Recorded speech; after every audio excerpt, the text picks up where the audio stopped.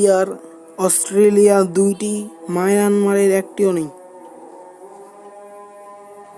তারপর ফ্রিগেট অস্ট্রেলিয়ার 7টি, মায়ানমার 6টি।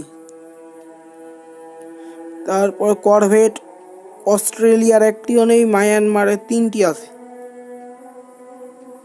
তারপর পেট্রোল ভেসেল অস্ট্রেলিয়ার 10টি, মায়ানমার 146টি।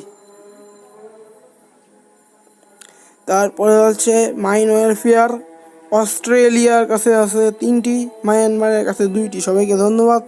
ভিডিওটা ভালো লাগলে অবশ্যই একটা লাইক, চ্যানেলটা অবশ্যই নতুন হলে চ্যানেলটা সাবস্ক্রাইব করে দিবেন, পাশে থেকে বেল আইকনটি প্রেস করে অল প্রেস করে দিবেন।